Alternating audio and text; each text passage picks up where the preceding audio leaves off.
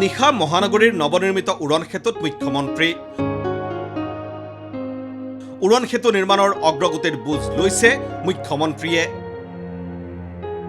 এফালে যদি নিৰ্মাণৰ জোৱাৰ, আনফালে নিৰ্মাতা প্ৰতিষ্ঠানৰ গাফিলতিত দুৰ্ঘটনাগ্ৰস্ত বাহন। নিৰ্মাতা প্ৰতিষ্ঠানৰ চূড়ান্ত অকৰ্মণ্যতাত নগুৰ নাকতি জনতাৰ। এয়া শনিবাৰৰ নিশাৰ দৃশ্য। কেন্দ্ৰীয় মন্ত্ৰী পবিত্ৰ মাৰ্ঘেৰিটাক লগত লৈ গুৱাহাটী মহানগৰীৰ কেইবাখনো উৰণ সেতু পৰিদৰ্শন কৰিলে মুখ্যমন্ত্ৰী ডক্টৰ হিমন্ত বিশ্ব শৰ্মাই। গুৱাহাটী মহানগৰীত সদ্যহতে নিৰ্মাণ হৈ থকা কেইবাখনো উৰণ সেতু নিৰ্বাচনৰ পূৰ্বেই জনতালৈ আগবঢ়াই দিয়াৰ লক্ষ্য মুখ্যমন্ত্ৰীৰ। মহানগৰীৰ চাইকেল ফেক্টৰীত নিৰ্মাণ হৈ থকা উৰণ সেতুখন বহাগ বিহুৰ পূৰ্বেই মুকলি কৰাৰ লক্ষ্য। আজি মই আমাৰ পবিত্ৰ মাৰ্ঘেৰিটা ডাঙৰীয়াৰ সৈতে চাইকেল ফেক্টৰী আৰু ভৰলুৰ ফ্লাইঅভাৰখনৰ নিৰ্মাণৰ বুজ ল'বলৈ আহিছিলোঁ। আমি চাইকেল ফেক্টৰী ফ্লাইঅভাৰখন বহাগ বিহুৰ আগতে মুকলি কৰি দিব পাৰিম আৰু ভৰলু মুখৰখন মাৰ্চৰ 10 তাৰিখৰ আগতে মুকলি কৰি দিব পাৰিম।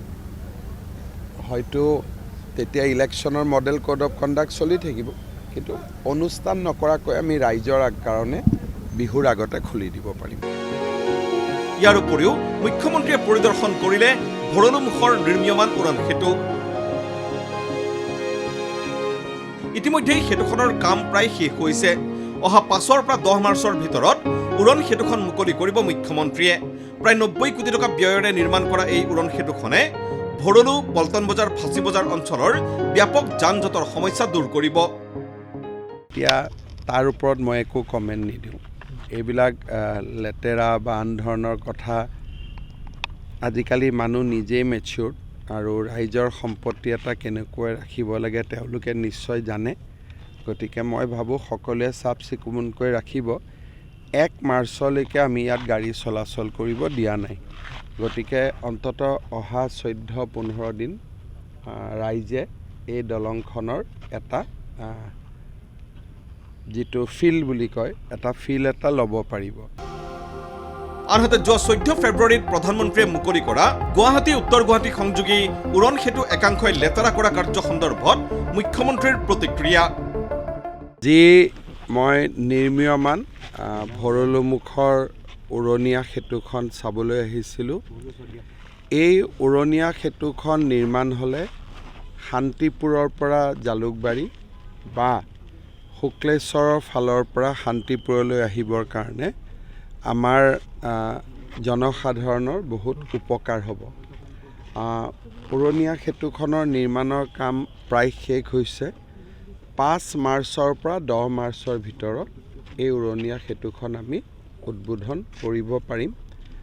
মই এবাৰ নিজে চাই গ'লোঁ কিমান আগবাঢ়িছে, কি বাঢ়িছে।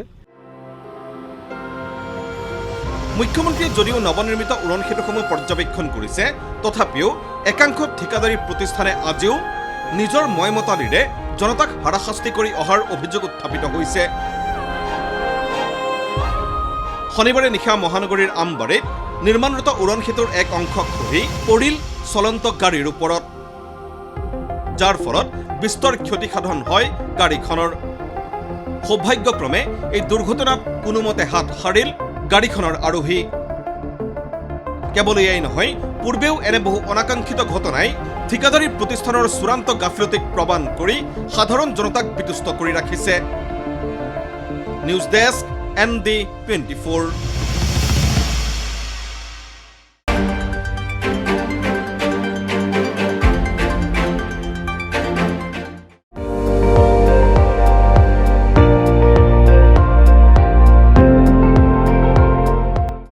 আপুনি চাই আছে ND24, সৰ্বশ্ৰেষ্ঠ নহয়, সৰ্বোত্তমৰ দৌৰ।